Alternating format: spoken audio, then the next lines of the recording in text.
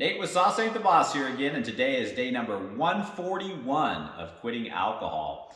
Today I wanted to talk about making good decisions after you quit drinking alcohol. I think a lot of the decisions that we make after we stop drinking are going to determine how hard or how easy the process of quitting alcohol is. For example, if you make the decision and choice to still go down to the bar or pub after work and maybe hang out with drinking buddies, and you're trying not to drink, you're trying to quit alcohol, that's going to make it a little bit more challenging, especially in the first couple of months of quitting alcohol. You know, you're trying to stop and you're right there around people drinking in a bar in an atmosphere that's totally designed to get you to drink.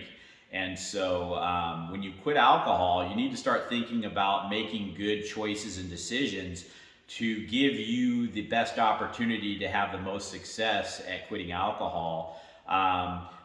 Other choices that can be made are like starting to, like I've mentioned in so many videos, work on yourself. I think for me, it's always been easier to do a total restructuring of my routine in life when I'm trying to get away from alcohol. The times I would quit in the past where I just stopped drinking and that was the only change I made, I would always go back to drinking sooner because nothing else in my life changed and I was stuck in the same rut, just now without alcohol. So make choices to maybe start getting up earlier, maybe start a workout routine in the mornings, revamp your eating habits. And the more choices like that you make, the sooner you're going to start seeing positive results in your life happening, and it's going to make you want to stay off the alcohol. So we're all faced with choices on a daily basis in our lives that can make whatever we're trying to do easier or more difficult. And, something as challenging as quitting alcohol can be, in order to give ourselves that very best chance of success, we need to just kind of be careful with some of the decisions we make in life moving forward. You can either put yourself in the beginning stages of quitting alcohol in a more stressful situation, a social situation. I mean, there's maybe events or get-togethers that you don't go to because they're going to either be a trigger or you're going to get cravings when you go there. Maybe people are going to be there that make you want to drink. As far as stressful situations go, we can't always avoid stressful situations, but there's always decisions that we make on a daily basis that can possibly either add more stress in your life or take it away. Maybe when you're first trying to quit alcohol, especially for the first months, you don't take on any new major tasks or projects in your life that are going to be super difficult or challenging or cause you stress. Because if one of the reasons you drank was stress, if you put yourself in that environment, you're going to be pulled back towards the alcohol. If you're having a difficult time relaxing or sleeping, and those are some of the reasons that you drank, take a look at what are some other ways that you can relax, and get better sleep, maybe taking a warm or hot shower, before bed.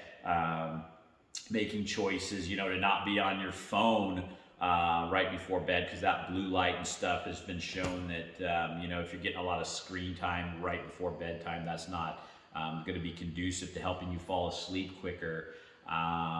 Learning, that's one thing I'm learning how to do, is how to relax without alcohol. Sometimes I just sit there and breathe and just kind of feel the moment. And sometimes it can be uncomfortable if you're, things are coming up about yourself or your cravings for drinking pop up. But I found for me, the more that I did that sooner on and just let myself kind of feel things and get okay with some of that discomfort and uneasiness of just sitting still sometimes and relaxing without alcohol, the quicker I'm starting to get over all that and feel good about sometimes just sitting there relaxing without alcohol now. So, not everybody's like me. We're all different walks of life, different jobs, different, family situations, work situations. And so depending on your lifestyle, you need to probably evaluate for you what kind of choices and decisions you can make in your life that are going to make quitting drinking alcohol easier. One of the choices too is making sure you plan quitting around a time that makes sense. If there's a big event happening next week that you've been looking forward to all year, and there's going to be a lot of drinking involved, and that's for sure that you want to drink at this thing that you've been planning, then maybe you don't want to start right now. Maybe when that event's over with, that's when you start.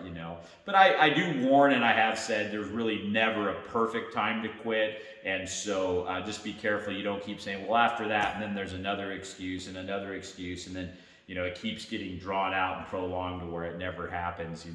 I've done that before in the past, but yeah, making a good decision on when to quit. And like I mentioned too, making decisions on what you're going to do in place of drinking, making good decisions about the kind of foods that you're keeping in your house. When you have that craving maybe for alcohol in the beginning, you have something cold in your fridge that you enjoy drinking. For me, it's sparkling waters. I drink a lot of black coffee. I always make sure I got my Keurig there with coffee pods ready to go. I never run out of sparkling waters, and those types of things. So just kind of look at your life and ask yourself, am I making decisions now that I've quit alcohol, or now that I'm planning to quit alcohol tomorrow or whenever in the near future, that are going to help me be successful at this? And we can sabotage ourselves by, hanging out around other drinkers right out of the gate, or keeping alcohol in the house and eyesight, or right there, easy to grab. A lot of people find benefit in just getting all the alcohol out of the house if you have the ability to do that. If it's right there in front of you, maybe the temptation's going to be stronger. If you have to actually get in your car, drive down to a store, in the past, I found myself, getting rid of all the alcohol in the house. And then I would actually get in my car to go get alcohol, and halfway there, I would snap out of it and realize that, hey, I don't want to be doing this, turn around and come home. And so just that little extra time to, evaluate if this is something you really want to do kind of might give you that potential to stay off the alcohol and snap out of that, lapse in good judgment that you're having. And I'm just talking about all these different things randomly that they're coming to mind about decisions that we can make.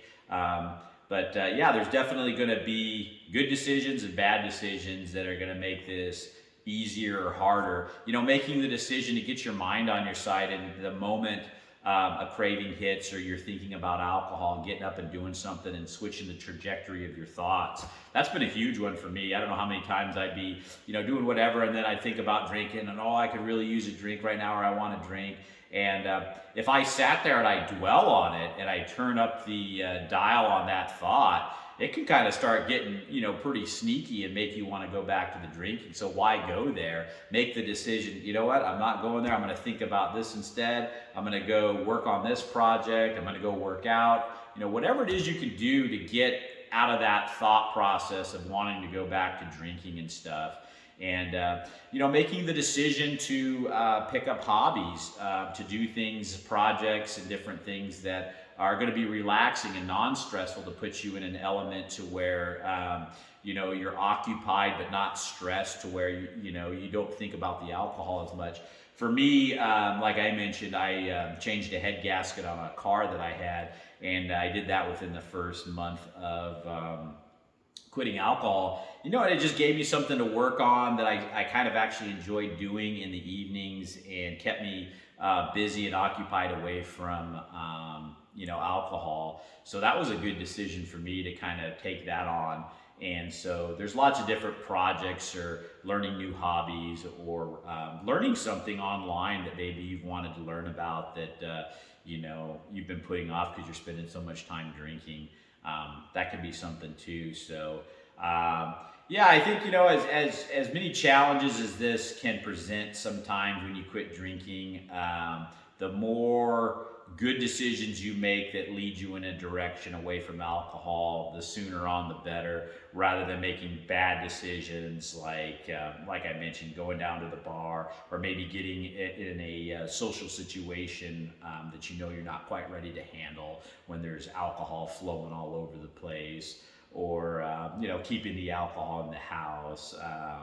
Just a lot of different bad decisions where we can sabotage ourselves and derail us from what we're trying to do. So that's it for today, guys. Make some solid decisions as you enter into this and as you are in the first beginning stages, and really throughout the entire process. The more positive decisions you can make that are going to keep you off the alcohol, the better. So if you guys are enjoying these videos, please give them a like, subscribe to the channel if you can, and most importantly, remember, sauce ain't the boss, you are.